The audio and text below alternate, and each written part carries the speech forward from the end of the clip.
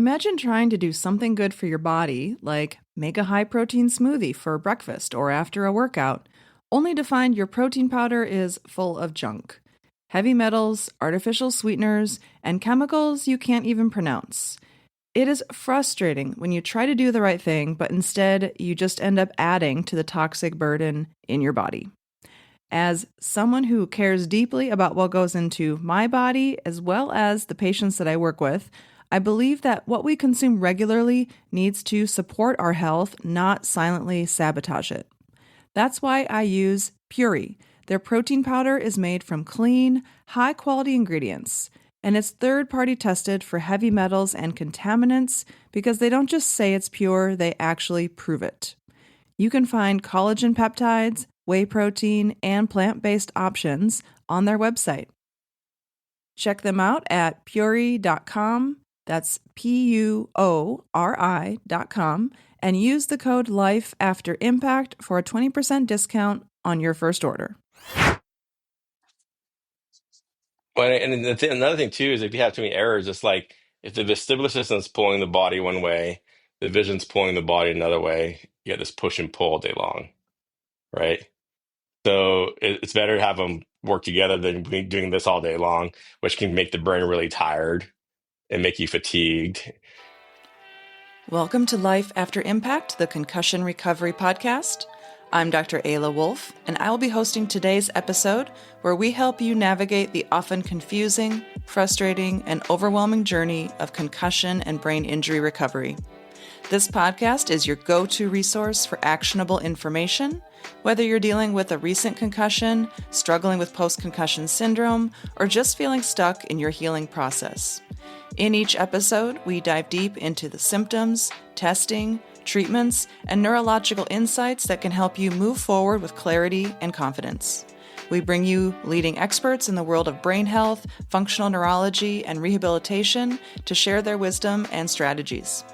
So if you're feeling lost, hopeless, or like no one understands what you're going through, know that you are not alone. This podcast can be your guide and partner in recovery, helping you build a better life after impact. All right, Dr. Brewer, welcome to Life After Impact, the Concussion Recovery Podcast. I'm so excited to have you on here. You are an expert in working with people with concussions from an optometry lens, and you are really on the cutting edge of combining a lot of vestibular and sensory integration into the vision therapy work that you do. So I'm so excited to be able to pick your brain and have you share some insights into the work that you do and the clinical experience that you have in working with people with post-concussion syndrome. So welcome to the show. Thank you. Yeah, you have a practice in Idaho. You're originally from Hawaii, correct? Correct. Yeah, I'm originally from Hawaii. My roots are in the islands, and I met my wife in Hawaii, and my wife is actually from Idaho, so we moved up here to be closer to her family, which thus, starting a practice up in Idaho, in Boise.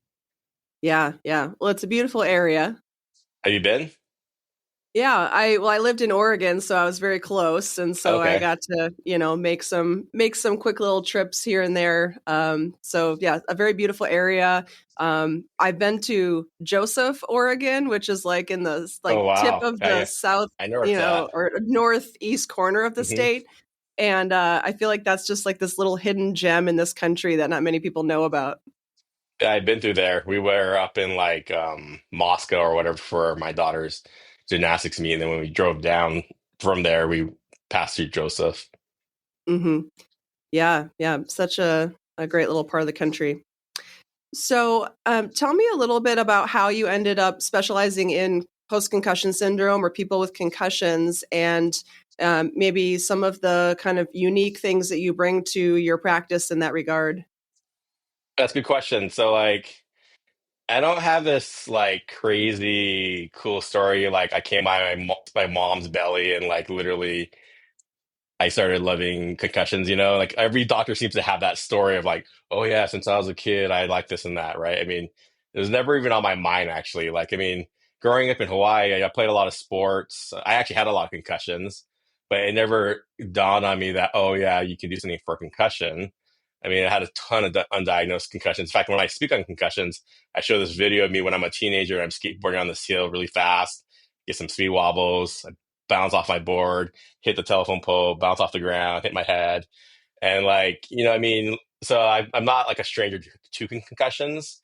Um, but I also knew how it, at the time I didn't know, but now I do know how much it actually affected my performance. My story was a little different than a lot of people that have concussions. 'Cause a lot of people, like when they get concussions, they get messed up. I mean, their life falls apart. In my case, I mean, I obviously had deficits that I didn't know I had, but I was a good compensator. So a lot of people can compensate, but does that mean that it's actually good for them? So I compensated really well. I mean, I played four sports in high school. I did a sport in college, and I was a biochem major. I had pretty much straight A's. So I was one of the ones where I was flying under the radar, but I didn't realize how much work I had to put into studying and everything else. I just didn't realize. I thought that was just normal. And as I, went into optometry school, I learned more about visual rehabilitation. And at the time, they diagnosed me with convergence insufficiency, which is a pretty common um, eye condition that can be diagnosed when they have binocular issues. And they're like, oh, yeah, you have this issue. And if you do this therapy, you'll be better. And I remember in my mind, I was a first year. And I remember like all these like third years crowding around me because they thought it was really cool that I had this, thing, convergence insufficiency, which isn't really that a big of a thing anyways. But like when you're a student, anything that you see that's abnormal is really cool. And I was getting kind of pissed off because they were telling me all this stuff before they explained it to me. I'm like, hey, so hold on, guys, what's going on? And they finally said, oh, yeah, you have this issue that's affecting your performance. And I'm like, really? And I've been to the eye doctor every year of my life because I had contacts. And I'm like, why didn't the doctor ever tell me this? I'm thinking in my head, like, wait, if I actually did this therapy when I was a teenager, I would have been able to study better, like, I mean, or I would have been able to do even better or study more efficiently. And this dawned on me, I'm like, man, I really wish my doctor told me that. And that's kind of that point in time where I had this passion of learning more about the rehabilitation versus just like glasses and contacts. And that's just, that's an important thing too, as well. But it really made me excited about learning about the brain and the neurology of the brain back in my first year of optometry school. I mean, when you go to school, you learn kind of this like basic foundational stuff, and you don't really learn a lot of this like neurology per se in school. And that's why, like, institutes like the Carrick and others and so forth, they give these courses postdoctorate to be able to put you at a different level. And, I learned a lot in school. Don't get me wrong. I mean, I learned a lot about visual rehabilitation, but most of my learning came from after school. But it was that passion I had that, like, I could actually help other people. I could actually help people recover quicker and perform better. And I had my own story and how it kind of helped me. And in reality, the vision therapy I did in school really helped me. But what brought me to another level is when we started incorporating other sensory integration like vestibular and so forth. And that kind of helped me even recover even better. I think did I even answer the question? I think I totally went on a totally tangent. Yeah, you did. You did. No, I was curious Yeah. kind of what your interest was specifically with Yeah. concussions and vision rehab in that regard was. And yes, you And answered honestly, I think that it's really great. cool. It really is super cool. Like it's so cool to see that the brain is plastic. It's so cool to see that we can do things to activate the brain to recover and perform better. Where, like 15 years ago, even, I mean, not even 15, I mean, even more than that, but like, and even now, people are like, well, you can't do anything with the brain. Once it's hurt, it's hurt. And it's cool to be able to see that. In fact, I had a patient that I just finished. We just did a few sessions, and like literally for the last like 2 years, they've been to every single doctor. I mean, and to functional neurology's defense, I mean there was really no one they saw for that here because so they did see like say like acupuncturists and chiropractors and so forth. But then Hmm. it's the same thing as saying, oh, they saw an optometrist. In each of our professions, there's different types of specialties. And like so they didn't really see any functional type doctors in any of our professions, right? So they're kind of pushed and pulled to all these different areas. And finally the doctor's like, you know what? You just have to deal with your dizziness. You have to deal with this, like, and so they just live their life. And I don't know how even they found me. They found me whatever for a reason, maybe a referral or online or whatever. And they came in and we started doing some sessions. And literally after about like 4 sessions in, they're like, oh my gosh, like they saw a huge difference in their life. They said they were able to make better eye contact with people. They can actually walk outside for long periods of time to be able to like enjoy the scenery versus like shutting down. And so like it was cool to see that so quickly. And I think if I just really just did my own thing, like just say this vision only, it probably would have taken longer. But integrating all the different parts of the brains and doing different types of therapies really helped them get to a place where they were happier, quicker, and more Yeah. efficiently. Yeah. And that's amazing, and always such a good feeling when you can not only like start to help people, but then actually find ways of doing it really quickly and getting Mhm. those kind of immediate wins, because that's what encourages people to stay the course and recognize that there is room to improve, which is always giving people that hope is so important. For sure. Can you talk a little bit about, so, my experience with so many of the patients that come to see me, when I ask them about who have you been to, who has assessed you, many of them say, well, I was having, light sensitivity or blurry vision. I went to my eye doctor and they told me that my vision was fine. And so we have this kind of difference between visual acuity versus eye movements and how the two eyes are working together. So can you maybe talk about, for our listeners, the difference between visual acuity versus eye movement disorders or dysfunction within how the Right. two eyes are moving or moving and communicating together, and why so many of these eye movement disorders are maybe getting missed in a standard exam? For sure. Yeah. And in reality, in a standard exam, in reality, doctors should be testing eye movements. They should be testing eye focusing and eye teaming. In some cases, it might be brushed through really quickly. So let's talk about we'll talk about acuity, we'll talk about eye tracking, eye movements, we'll talk about binocular vision. Then we'll talk about like I'll maybe go over one test on how we do it and why it might be missed. Does that make sense? Perfect. So the first thing is visual acuity. So like most people think visual acuity as like perfect vision. So when you hear 2020, that's the coin term 2020. You have 2020 vision, and when people say, "Oh, I have 2020 vision," in fact, most of my patients say this every single time when they come in. "Oh yeah, I have 2020 vision. I have perfect vision." I'm like, so the first thing I usually ask people is like, "What is your understanding of 2020?" And most people again will say, "Oh, perfect vision," or crystal clear vision or whatever, right? And in reality, you can have better than perfect vision because you can have like 2010 vision.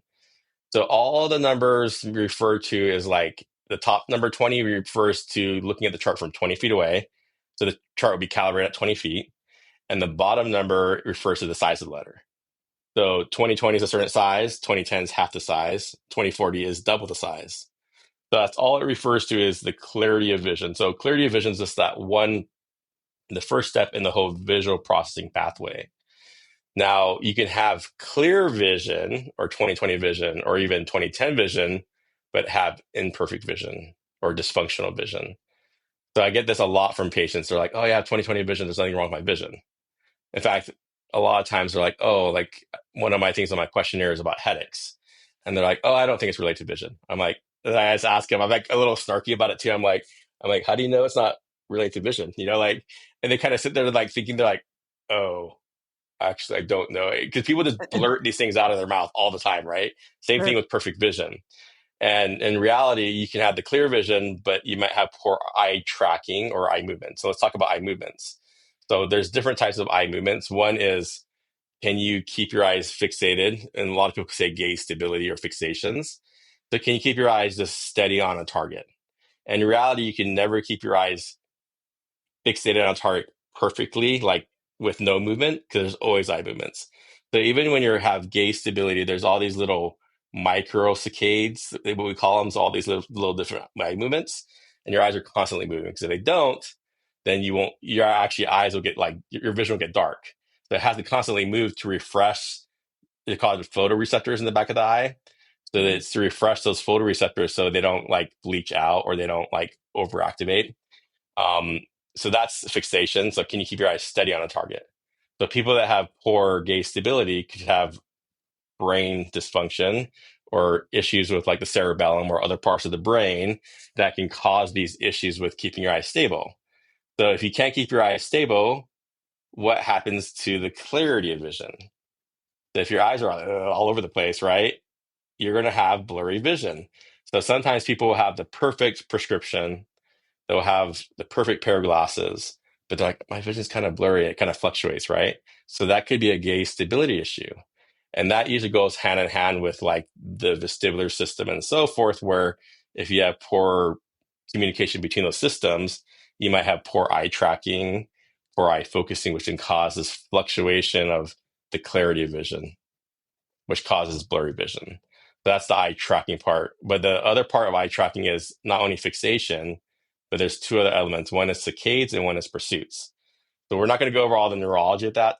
It'd take too long. But saccades are basically like, can you jump from one spot to the next spot? So can you go from this spot to that spot accurately? So someone that has poor saccades may look at this finger here, and then when they look at that finger, they go way out here. So they can't fixate, or they can't saccade or move their eye from one spot to the next. That's another type of eye movement. And the third type of eye movement is pursuits. Can you actually track a moving target smoothly?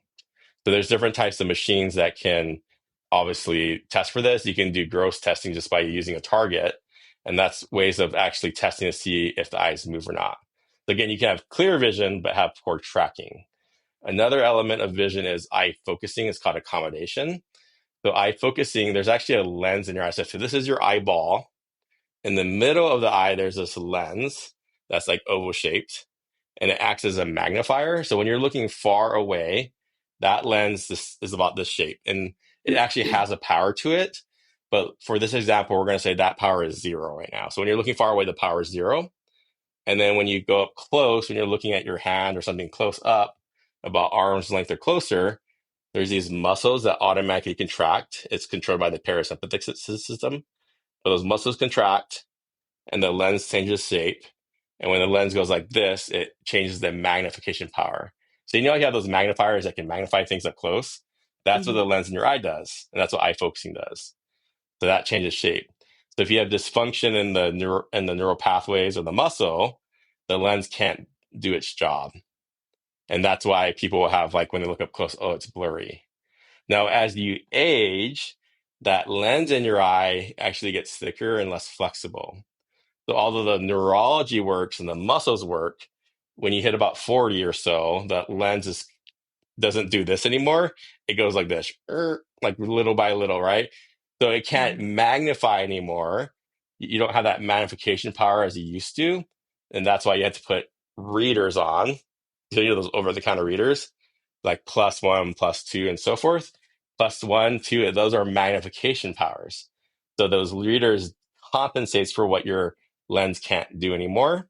But when you're younger than 40, like earlier in your life, if you have eye focusing problems up near, it's not necessarily the lens, it's the muscle or the neural pathways going to the muscle.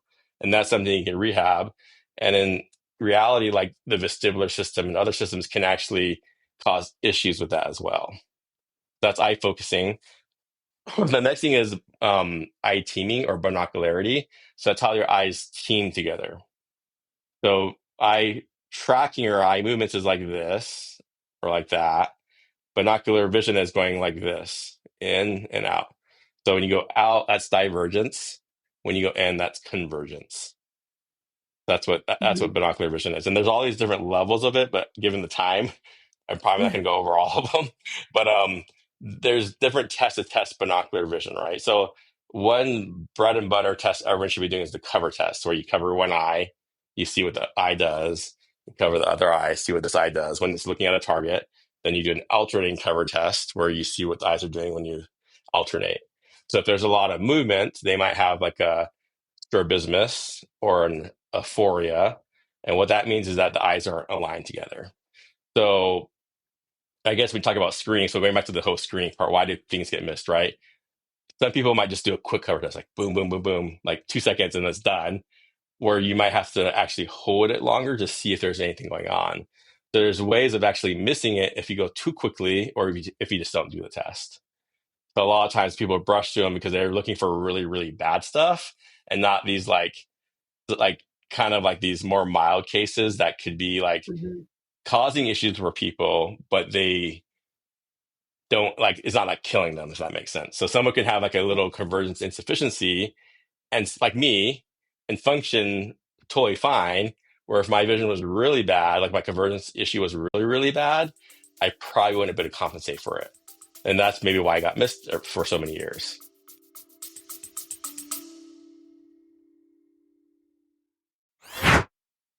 I've been drinking Purity coffee now for over 2 years. And one of the things that I absolutely love about Purity coffee is the fact that they do rigorous testing for mold toxins, pesticides, and heavy metals, which allows me to be able to drink their coffee and rest easy knowing that I am not consuming toxic chemicals, mycotoxins, or possibly heavy metals.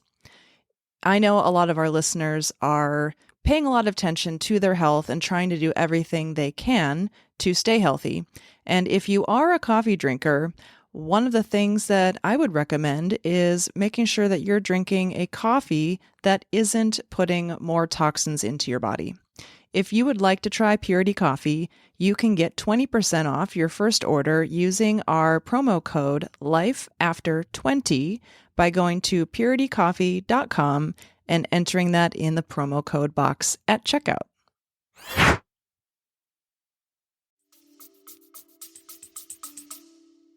Mhm. One of the questions that I often ask my patients when they say that they have blurry vision is I ask them, do you notice your blurry vision like most frequently when you're changing your gaze from something, say, far away to something near or vice versa? As a way of trying to tease that piece out of, Mhm. is your blurry vision there all the time? Or is it just that when you are shifting your focus from a near target to a far target or vice versa, that shift in focus actually takes you a couple For extra sure. seconds to Yeah. bring that target in, and that helps me to kind of clue into that binocular vision piece Yeah. of it. And then that part could either be like a eye teaming issue or it could be the eye focusing issue, right? So when you talk about going back to eye focusing, do they have the power to be able to focus up close? Do they have the facility to be able to focus far and near back and forth? So there's all these different elements. I mean, that's a good question to ask because then it kind of teases out, okay, what test should I do? Should I do a facility test to see how well they can focus far or near? Should I test how well their eyes can actually focus individually and so forth? Yeah. And then you also, like we mentioned earlier, when you're assessing people, you're also bringing in a kind of cervical and a vestibular component. So maybe talk a little bit about how you put more of this functional twist on some of these classical exams. Oh, for sure. Yeah. So this is a good case I just bring up. I mean, I wish I could just show the videos, but I didn't get permission for the patient to share it. So like it'd be kind of cool to see it. But like, so this patient comes in, right? And like full on has like it's called an intermittent exotropia. So like the eyes tend to go out like this, boop, like that. And it was a huge one. So when I was doing the cover test, it was like a lot of times you just see like a little movement. Her, when I could do a cover test, it was like don't, don't, like really bad, right? And in her case, she had a really bad vestibular issue too, dizziness, she would get vertigo and so forth, right? And in her case, like when I did some integration stuff, which time wise, I'm not going to go over all those details, but like when we integrated the vision and vestibular system, basically what happened is when I did the cover test again, it was almost aligned. It was just a little movement, boom, boom, boom. So in my opinion, in that case, part of the eye alignment issue, or not part of a big part of that one was actually a visual vestibular integration issue. Where sometimes if we did the integration and they still have this huge angle, we know maybe it's more a visual pathway issue. So that's kind of one example of like why it's important to do the other tests. Like I think every doctor should be doing posturography, they should be doing balance testing. They should be maybe even have a VNG or do some kind of eye tracking test. And then they should also test how like the cervical positions actually affect eye alignment. Because if you're turned this way and suddenly your eyes aren't aligned anymore, or they can't track or they can't focus, that could be a cervicogenic issue. It could be errors in the proprioception in the neck that are causing errors in the system where the vision can't compensate. So the reason why I think it's important is because I look at like vision, vestibular, proprioception as like three maps, but they're intertwined like Google Maps. Like, if you're driving, you're following a Google map on a road trip. Can you imagine like if you're following the Google Maps and suddenly the path is like the actual directions for the path on the map, and this is the map, and the directions suddenly go like this now, and now you're seeing two different maps, but the direction is not on the same map. That'd be a lot harder to follow that map. Some people can compensate and still deal with it, but a Mhm. lot of people will break down and probably get in a car accident, right? So the same thing with the vision and other sensory systems. If they're not communicating as a team, as a family, and why we call it Ohana, if they're not Ohana, then basically there's going to be more errors in the system. And there's a point where if there's too many errors in the system, the brain or the cerebellum can't correct for those errors, which causes mismatches, which causes poor adaptive or maladaptive behavior or adaptations, or it causes injury or so forth, right? So that's kind of what I look at now is like, well, how does each of these systems affect each other? So before Mhm. just targeting each system individually, how can you integrate the systems together into one so they're working as a team? And then from there, you see how you can actually train each one. Yeah, I love that. I often talk about it like a math equation. You've got these Yeah, different sensory systems, and they all need to be kind of feeding your brain the same information, but in different formats. But it needs like 1 + 1 + 1 needs to equal 3. Otherwise, you've got this for mismatch, sure. and then that drives the dizziness, the headaches, the neck pain, all the things. Well, and another thing too is if you have too many errors, it's like if the vestibular system is pulling the body one way, the vision's pulling the body another way. You get this push and pull all day long, right? Hmm. So it's better to have them work together than doing this all day long, which can make the brain really tired and make you fatigued. So like a good example is the cerebellum, right? So cerebellum does a lot of cool things. Like it deals with like movement, error correction, motor coordination. It deals with planning and thinking.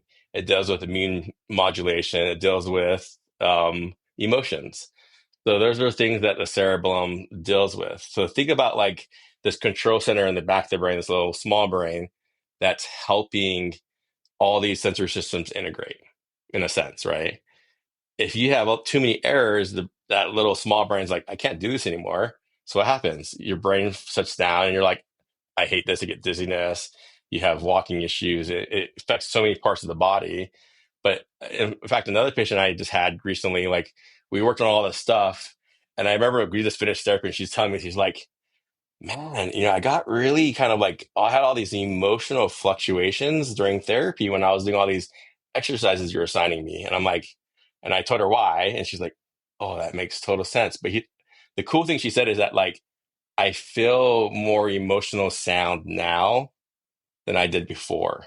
Awesome. Yeah. So, and I'm not a therapist. I'm not a psychologist or anything like that. But I think when you integrate systems, people can adapt better and compensate better and be able to control their emotions and so forth. Yeah, you're taking all the errors away and just letting the brain Hmm. it's able to then do its job.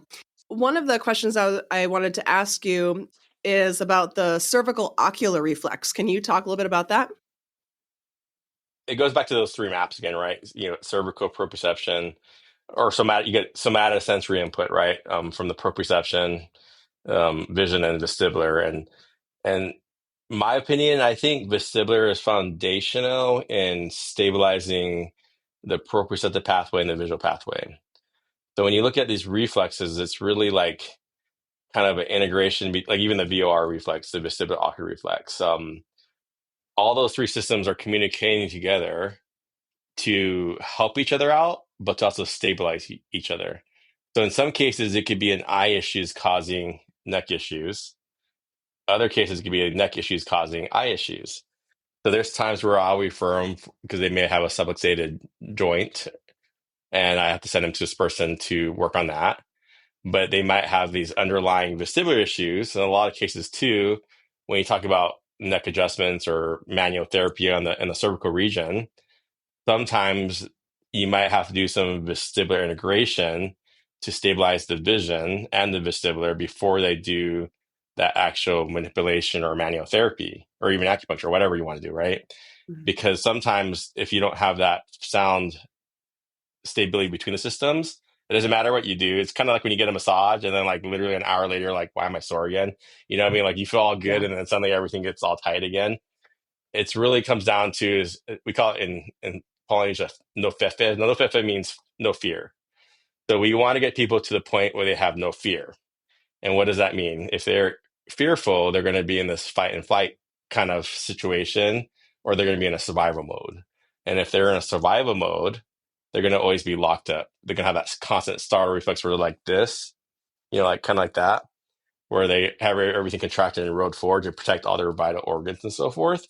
So if you're in this constant fear mode, then you're going to have neck issues. The neck issues are going to cause visual issues. So, in a roundabout way of talking about this reflex, we're looking at really foundationally, are they in the survival mode or in the performance mode?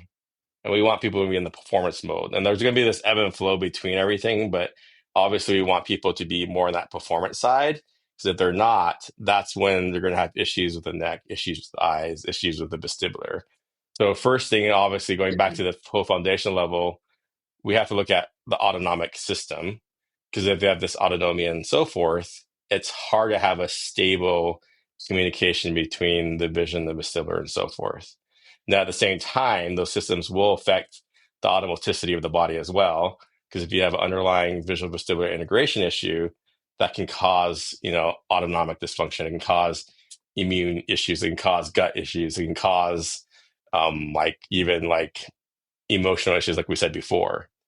So in reality, like when we're looking at these systems in test, we have to see how like the neck and the movement of the neck and the body will affect your visual pathway and eye movements.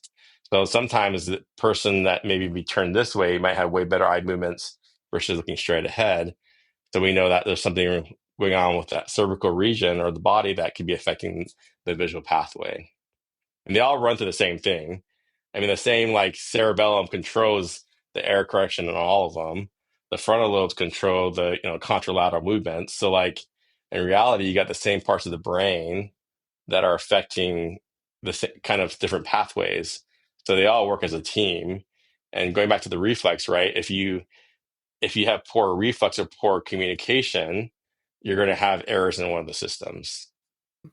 Yeah. And then I think you brought up that important point that when you have lots of errors in these different systems, it can actually tax the autonomic nervous system and drive some of these dysautonomia type symptoms as well. Mm-hmm.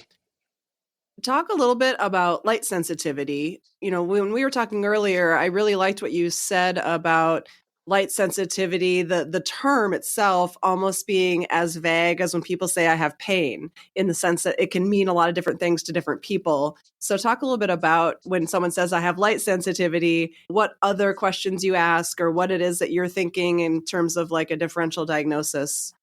That's a good question. So yeah, light sensitivity can mean so many things. It's photosensitivity is a name for, or photophobia. So there's all these different terms for I don't like light.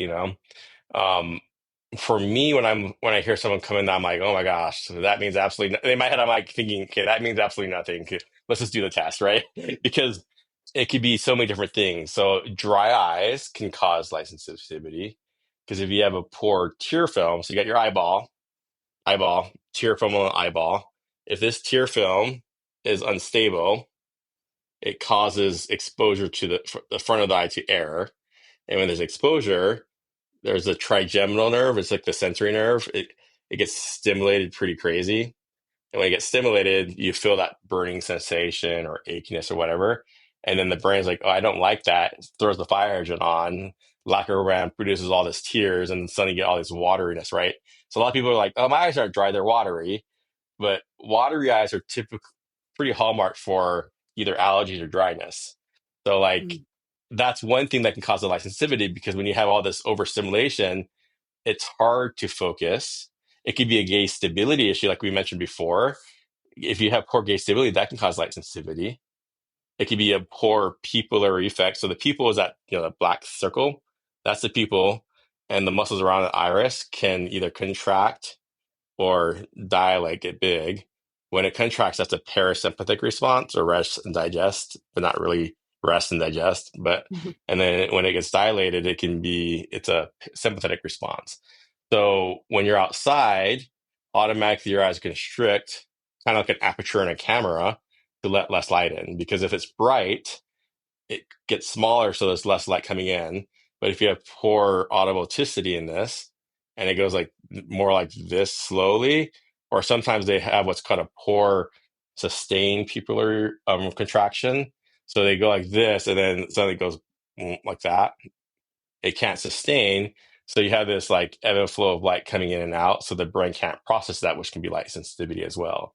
There's all these different things. Those are like one of many things that could be that can cause these issues with light.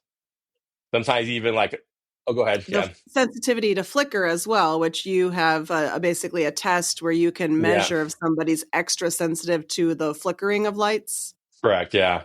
So I guess going back to the light sensitivity too, like it could be an eye teaming thing. So people that have like it's called an intermittent exotropia. So sometimes their eyes go out, sometimes it doesn't.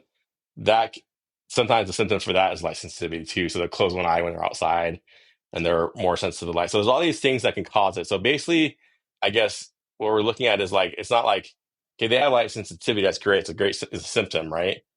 What's actually causing it?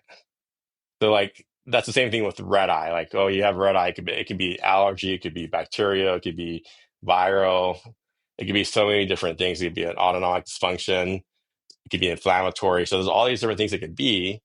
So when someone comes in with light sensitivity or red eye, I'm like, okay, great. Let's just do the test and see what's going on with the body, right? Same thing with the flicker rate. Like people that have concussions, they might have poor processing of like flicker rate. So like when we say flicker rate, that's like hertz. So when you look at like a fluorescent light, now I'm pulling numbers out of the air right now because I can't remember the numbers. I always have to look them up. But like a fluorescent light might be like, I don't know, 60 hertz or whatever. But if your brain can't process those hertz, or if it's kind of dysfunctional, fluorescent lights might the flicker rate of a fluorescent light or a TV might bother them.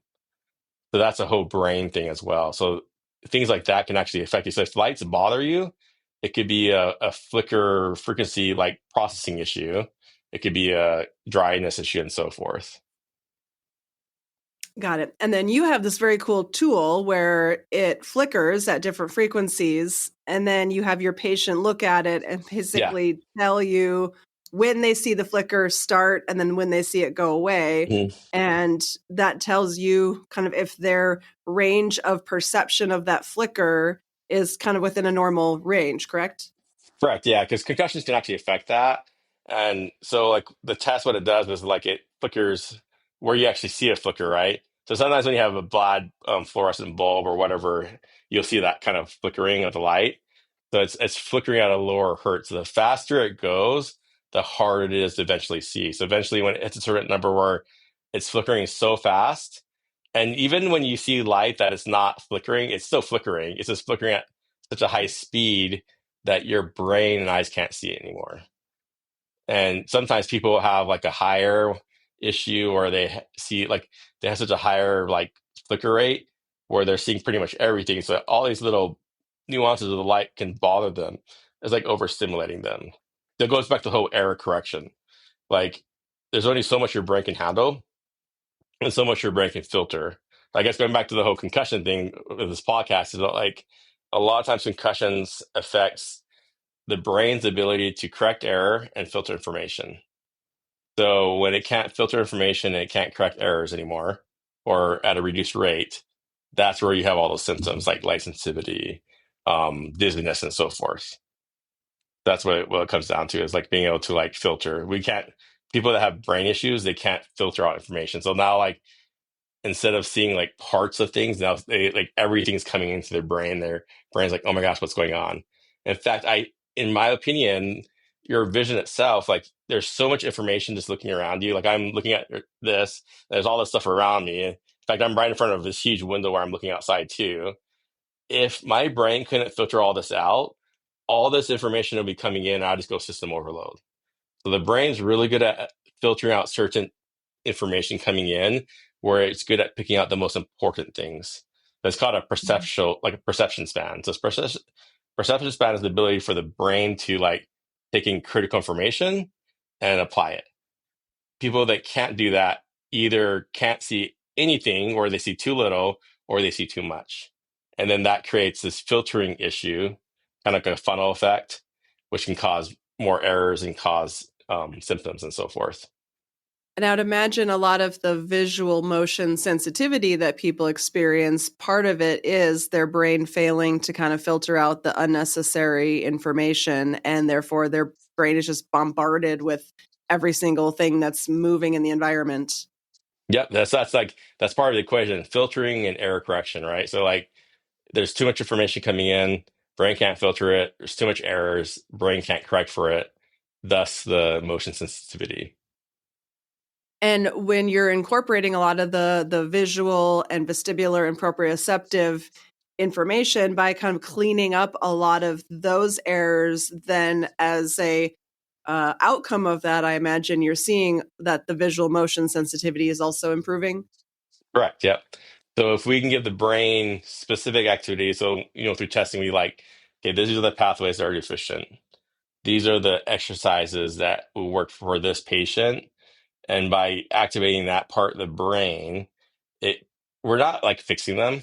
I mean, we never fix anyone, but when we give their brain activity, their brain can interpret information in a different way. So we're helping the brain be able to interpret the incoming information in a different way, be able to filter it in a different way, and be able to correct error in a different way is ultimately what it comes down foundationally. In fact, a good example of to explain this pathway is called the OTA loop. So the OTA loop was actually developed by a guy in the Air Force way back when. And simplistically, it's an input processing output.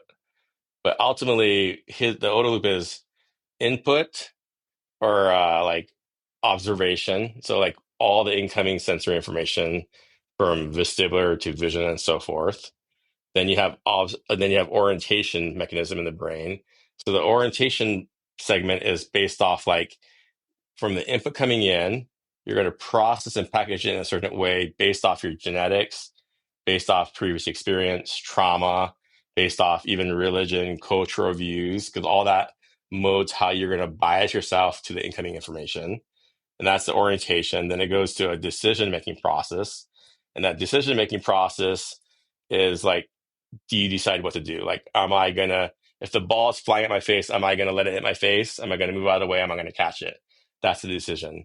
And then the motor response, the action, so observation, orientation, decision, action, OTA loop. Action is basically what you're going to do, like the actual motor movement itself. Then there's obviously these feedback loops that go back and forth that go in a cycle. I I kind of coined this term called vision, decision, action. And because I said supposedly you made all the sensory as vision. So vision, decision is the orientation, decision together, and action. So that's kind of what I explain to people when we're actually explaining this loop. So when you're in a car, you have all this input coming in. Can we change the orientation and the decision making processes to be able to, again, correct error, be able to filter out information, and be able to make better decisions? And do it in an appropriate time frame as well, I'm sure, because Yep. obviously visual processing and reaction time are key components of all of that. I know that there's some interesting research talking about when people have concussions, they may not necessarily have like a full-on peripheral visual loss in a certain visual field, but the way that their brain is processing peripheral vision hmm can change. Can you talk a little bit about that? That's a good question. So like, there's a difference between actual loss, nerve damage, right? Like something's broken and it's Right. Or just like if someone has a black. stroke and It's there's a black stroke. Yep. And even those, it might be like a temporary loss. So the question is it like completely permanent loss? It doesn't matter what you do, it's going to always be dark at that spot, right? So a good example is like glaucoma. Glaucoma affects your peripheral vision. It affects your peripheral vision in. So when you have really severe glaucoma, this is all you see eventually if you don't get it treated or if you don't slow down the process. That's like permanent loss. Like it pretty much doesn't matter what you do, you're not going to get the full extent anymore. Where in concussions, you might have either a temporary loss or a constriction. So like I kind of differentiate permanent and constriction. So when you have a constricted visual field or partially, it's not like you have a black spot here. You still have all this stuff here, but your brain can't process it as well as it used to. So when you have poor peripheral processing, it actually affects your central processing. So they work hand in hand. So there's these two different loops that kind of work separately, but they stabilize each other. So when you have poor peripheral processing, that leads to gaze stability issues, it leads to eye tracking issues, it leads to visual motion sensitivity, and so forth. So constriction is a different thing where you don't have permanent loss, where you can actually rehab that pretty well and easily. And are you rehabbing that by giving people different exercises? In that case, it kind of depends. I mean, sometimes they might need a vestibular integration, like do visual vestibular integration exercises. I see a lot of times where you do that, where you're integrating the two systems together, and it opens up the periphery because now they have better processing. Sometimes you might have to do like stuff like where you're doing a peripheral central integration with like it's called like vectograms or stereopsis or like depth perception type um tests or like exercises. So like you have these polarized glasses on, you see this 3D image, and by working on the eye teaming together with peripheral processing, that helps open up the periphery. So really, it's not like you're doing something to make it open up. You're just giving the brain an activity to be able to interpret the incoming information differently. So one example someone can do is like they can actually look straight ahead, and instead of like looking up at the lines of the corners of the room, so like say that picture behind me, right? Pretend like that's the actual wall at the back of the room. Instead of me looking up at each part of it, I'm looking straight ahead, I'm using my peripheral, and I'm using my peripheral vision to follow the edge of that painting. So I'm not moving my eyes at Mm, all. I'm just mm. using my peripheral vision. Okay, I see the top corner. It's like kind of bluish. I see the top right corner over here. It's red and so forth by using your peripheral vision. So those are activities you can do to kind of open up the periphery. That's just one of many. Yeah.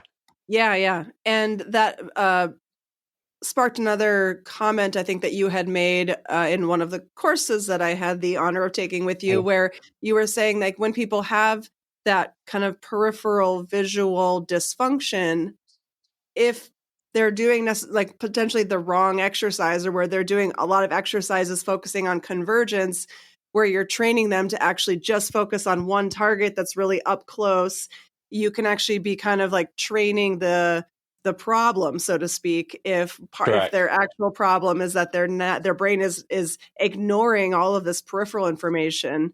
And so I That think that really teases out the fact that this type of vision therapy is incredibly complex because everybody's issues are very different and people need very different types of exercises. There's not like hey, let's just run everybody through all these different exercises. Yeah, that's actually a good point you brought up. So, like vision therapy, right? Like you go online, you're like, oh, I have an eye team issue. You go online, the first thing you're probably going to see is pencil push-ups and bead string or Brock string, right? So a Hmm. lot of these docs would like that just random saying, oh, just do pencil push-ups, just do Brock string, and you'll be fine, right? Um, in reality, if you have a divergence issue, so they diverging your eyes out, but you have good convergence, it can have the same symptom as a convergence insufficiency where you have issues focusing up close and so forth. So someone's like, oh yeah, just do all this convergence stuff over and over again. So you're making that convergence issue even stronger, but you're making that divergence worse, which can make the problem even worse. So that's the thing. A lot of people just say, oh, just do pencil push-ups, broad It's like, it could be so many different things. So in some cases, it might actually help the situation, but in a lot of cases, it may not.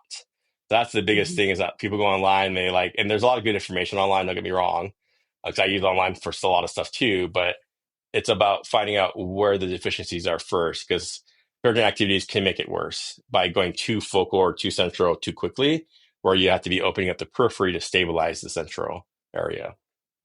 Another good example is even like I get this a lot too. There's a lot of great functional guys out there, physical therapists and chiropractors and so forth. But every once in a while, I get a patient where literally, they do vestibular therapy. So they call, oh yeah, I went to a vestibular therapist, and their extent of vestibular therapy is either walking on a balance beam or getting spin in a chair or doing a bunch of like tracking stuff like this, right? And in reality, those are great things, but that's not what they needed. They needed a specific pathway to be activating their vestibular visual system to get the brain processing things differently versus randomly just throwing them all over the place. So I see that time and time again with that kind of stuff as well. Yeah, I mean, it really all comes down to having the right type of exam and the right person to be able to diagnose what Mhm. that particular individual is struggling with, to then be able to find the right types of exercises. Yeah, for sure. I mean, that's the thing too. Like, and I'm still learning a ton, right? I'm like, I don't think I'll ever be a master of stuff, but like I'm constantly learning. So all the times I'll call up my functional neurologist friends, colleagues, and be like, okay, I have this case. This is what I'm doing. What am I doing wrong, right? And they'll give me such good information. It's super awesome. Like yeah, I have people in every single field, like MDs, chiropractors, physical therapists, where like I might have a case that I need help on, and I'm usually calling out of state because there are people in other states I call. I'm like, and I'll share my case. And then sometimes they'll call me up and share their case too as well. So we have this good collaborative team where we're all really good at what we're doing, but at the same time we're all learning still. And I think that's the key is that we have to always learn. If you get to the point where you think you know everything, then that's where you're going to start failing, I think. So that's why I can go to the same lecture over and over again and I learn something new. In fact, a lot of these Mhm. ones, like even with the Carrick Institute and stuff like that, like you listen to these videos over and over again. Every time I listen to it again, I'm learning something new because the Yeah, first 5 times I didn't catch something that I caught the fifth time. exactly, exactly. And there's so much about the brain that we're still figuring out. So it's impossible for anybody to say that they've got it all that they've got it all figured out. Well, for sure. Yeah. It's hard. I mean, it's like every person's a new puzzle. It's like putting a Yeah. puzzle together every single time, but it's a different picture. Yeah, I mean, I learn new things from my patients every single day because every single person walks in with their own kind of unique set of issues that you've got to then figure out. So, um, in terms of kind of wrapping up, is there advice that you could give somebody who's out in the world who's maybe had an initial eye exam, told their vision was normal, they're still struggling with visual symptoms? What would you say to that individual? Yeah, no, that's a good question. Like, probably like go find either a functional optometrist, like a neuro-optometrist or a functional neurologist or something that maybe you can do more testing. And it's not like anything that the doctor's doing wrong. I mean, like it's kind of like this is a good example. I go to my primary care, right? Like, and it's like they can only do so much. And sometimes you just got to find a specialist that can diagnose your issue. Like I had a good example. Like I surfed my whole life, literally, and in my ears, I have what's called external auditory exotosis, which is like this bone growth inside the canal. It's not, it's on the outside of the eardrum. But when you're in the ocean a lot, it basically closes off the bone growth and closes off the canal. So it's super small. My right ear was like literally 97% occluded, right? So I go to my primary care and they're like, oh, yeah, you have an ear infection. They give me ear drops. Like, it feels like it's getting better, but not really. I'm like, what's going on? Like I went to Hawaii. I was visiting Hawaii, and I used to dive all the time. I dove like literally 3 feet in the ocean. I'm like, oh my gosh, this hurt. This is weird. And I went back to my primary care when I got back. They're like, oh yeah, everything's fine. You're good. I'm like, and I have a otoscope, but you can't otoscope your own ear. And I Yeah. found online they have these video ones, and this is bad. I'm like saying this like as a I probably should have gone to a specialist at that point. But like I get this video otoscope, I just look in, I'm like, oh my gosh, my freaking ears like 95% occluded. This is crazy. And then so I sent a appointment with the ENT, which is a specialist now, right?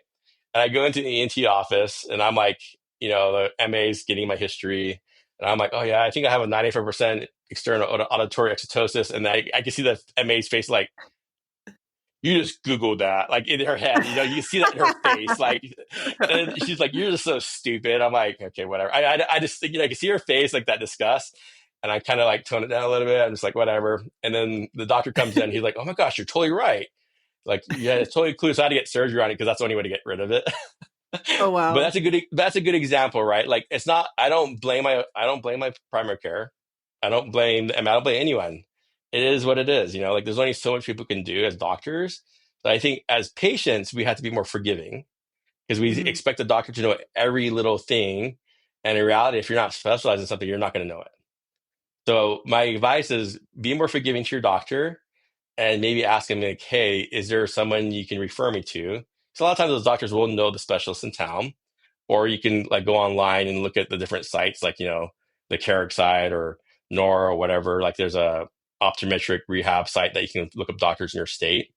But at the same time, just because you're trained in any institution doesn't mean that they're a good doctor either, right? So you can have all the fellowships and all the things in the world, but it doesn't make you a good doctor still. So that's one caveat, that when you do look up these people, it may not be the situation for you, or maybe it might be the right fit for you from the doctor.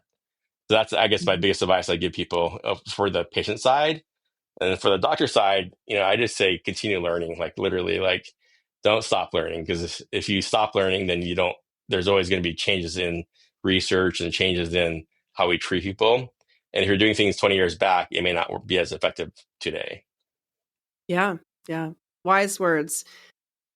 Well, let me ask you one question. Mhm. Where can people find you? Diverge Performance is my Instagram handle. The website's divergeperformance.com as well. Okay, perfect. Yeah. Well, I can put that in the show notes. And then your practice is in Boise, Idaho? Boise, yep. Uh-huh. Okay, super. Hmm. Excellent. Yeah. Thank you so much. Thank you for coming on the show and for giving us a lot of insights into what is incredibly complex. And I hope to have you back on where I can pick your brain some more on other specific topics that we didn't get to today. So thank you so much. Yeah, thank you. Medical disclaimer. This video or podcast is for general informational purposes only and does not constitute the practice of medicine or other professional healthcare services, including the giving of medical advice. No doctor-patient relationship is formed. The use of this information and materials included is at the user's own risk. The content of this video or podcast is not intended to be a substitute for medical advice, diagnosis, or treatment, and consumers of this information should seek the advice of a medical professional for any and all health-related issues. A link to our full medical disclaimer is available in the notes.